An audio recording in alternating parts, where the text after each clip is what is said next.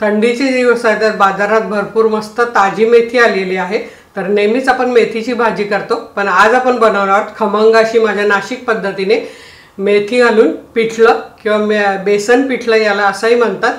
तर तुम्ही हे नक्की करून बघा। तर नमस्कार, मी अनिता केदार रेसिपीज मराठीमध्ये तुमचं मनापासून स्वागत आहे। तर चला आज आपण बघूया मेथीचं पिठलं। मस्त झणझणीत माझ्या नाशिक पद्धतीने मेथीचं पिठलं बनवण्यासाठी इथे मी घेतले मस्त लाल कोराची ताजी मेथी 2 कप, 1 कप बारीक चिरलेला कांदा घेतलाय, त्यासाठी 1 कप आपल्याला बेसन लागणार आहे, पाव वाटी कोथिंबीर लागणार आहे, हे 3-4 पाकळ्या लसणाच्या बारीक कापून घेतल्या। त्याचं पुढे काय करायचं तुम्हाला मी सांगणार आहे। अर्धा चमचा हळद आहे, इथे आपले हे मस्त खरपूस असे भाजलेले शेंगदाणे आहेत, आणि इथे आपल्याला मिरची आणि लसूण घ्यायची आहे। तर आपल्याला तिखट किती पाहिजे त्याप्रमाणे इथे मी फिक्या आणि तिखट अशा दोन्ही मिरच्या घेतल्या आहेत 5, आणि 5-6 लसणाच्या पाकळ्या घेतल्या आहेत। 3 टेबलस्पून तेल लागणार आहे, आणि आपल्याला हिंग लागणार आहे।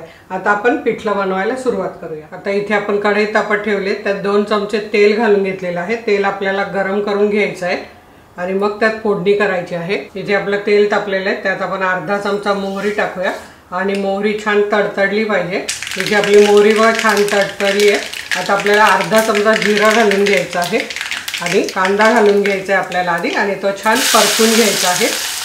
आणि बेसनाला जेवढं पीठ तेवढा कांदा घातला तर छान होतं ते पिठलं। तर आता कांदा आपल्याला सोनेरी रंग येईपर्यंत छान परतून घ्यायचा आहे। आता आपल्याला मिक्सरचं भांडं घेतलं आहे, आणि त्यात हिरवी मिरची लसूण बारीक करून घ्यायचं आहे। तर इथे आपला कांदा बघा छान 1-3 मिनिटं झाले, सोनेरी रंगावर छान परतून झाला आहे। जास्तही लाल करायचं नाही। त्यात आपण जी हिरवी मिरची लसूण वाटून घेतलेलं आहे ते घालूया। तर तिखट तुम्हाला किती पाहिजे त्यानुसार घालायचं आहे। तर आता हे आपण अर्धा मिनिट परतून घेऊया। आता आपलं बघा छान मिरची लसणाचा सुगंध यायला सुरुवात झाली, कच्चेपणा गेलेला आहे।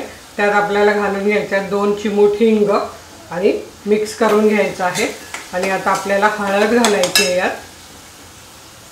तर हे बघा एक अर्धा चमचा हळद आपण घालून घेतली आहे, छान मिक्स करून घेऊया। आणि आता आपल्याला घालायचं आहे पाणी।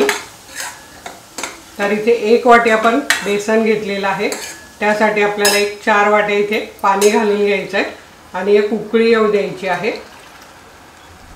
जर तुम्ही पीठ भिजवून पिठलं केलं तर त्याची चव लागत नाही, पण अशा पद्धतीने नक्की करून बघा, ते खूप छान लागतं हे। इथे बघा आपल्या पाण्याला छान उकळी आलेली आहे। आता यात आपल्याला कोथिंबीर घालून घ्यायची, आणि मीठ घालून घ्यायचं आहे चवीप्रमाणे।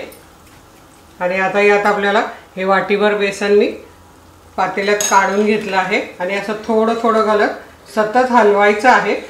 याने काय होईल, बेसनाच्या गाठी होणार नाही, आणि बेसन छान प्लेन होईल, आणि गाठी झाल्या तरी ते छान लागतं, आणि हे पिठलं खूप चवदार लागतं। त्यामुळे अशा पद्धतीने नक्की करून बघा तुम्ही हे। तर आता हे मी असं थोडं थोडं सगळं पिठलं हलवून घेते, पीठ सगळं घालून। आता हे बघा आपण हे पीठ सगळं घालून घेतलेलं आहे। आता आपल्याला यावर झाकण ठेवायचं आहे, आणि एक 7 ते 8 मिनिटं आपल्याला हे शिजू द्यायचं आहे। तोपर्यंत आपण मेथीचं काय करायचं ते मी तुम्हाला पुढे दाखवते। आपलं पिठलं शिजते तोपर्यंत आपण इथे कढईत उरलेलं तेल घालून घेतलेलं आहे, म्हणजे 3 टेबलस्पून घेतलं तर 2 टेबलस्पून आपण पिठल्यात घातले। आता आपल्याला मेथीला फोडणी करून घ्यायची। तर या 3 पाकळ्या लसणाच्या छान बारीक कापून घेतलेल्या आहेत, आणि त्या परतून घ्यायच्या 30 सेकंद, जास्त लाल पण नाही करायच्या। आणि आता आपल्याला ही मेथी घेतली आहे, ती मेथी यात घालून परतून घ्यायची आहे। आता इथे आपण बघा ही मेथी परतून घेतलेली आहे छान तेलात। याला आपल्याला मेथी पुरतं थोडंसं मीठ घालून घ्यायचं आहे, अगदी 2 चिमूट, कारण पालेभाजी तुम्हाला माहित आहे जास्त दिसली तरी ती परतल्यावर कमी होते। आता हे 2 चिमूट मीठ घालून घेतलेलं आहे। 1-2 मिनिटं आपण अशी शिजत ठेवूया हिला। तर इथे बघा 2 मिनिटं झालेले, आपली मेथी छान शिजलेली आहे, त्याच्या दांड्या पण शिजलेल्या आहेत, थोड्याशा घेतलेल्या कोवळ्या कोवळ्या। आता हे आपण 7 ते 8 मिनिटं झालेले आहेत, आणि इथे तुम्ही बघू शकता आपलं पिठलं छान शिजलेलं आहे, मस्त सुगंध सुटलेला आहे हे बघा।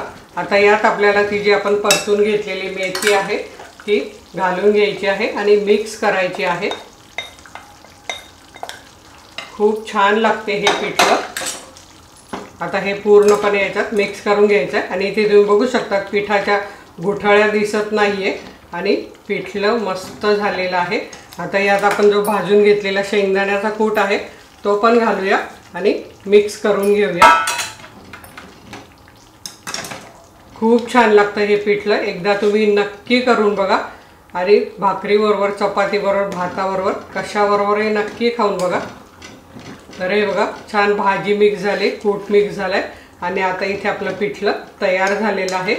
वरून पुन्हा अशी थोडीशी कोथिंबीर घालायची आणि पिठलं मस्त खायला घ्यायचं। तर इथे तुम्ही बघू शकता आपलं छान असं मेथीचं खमंग पिठलं तयार झालेलं आहे। तर तुम्ही सुद्धा नक्की करून बघा। व्हिडिओला लाईक करा, आपल्या मित्रमैत्रिणींना शेअर करायला विसरू नका। वेळात वेळ काढून व्हिडिओ बघितल्याबद्दल तुमचे मनापासून धन्यवाद। अशाच माझ्या छान छान रेसिपी बघा, बनवा, खा आणि हेल्दी राहा। धन्यवाद।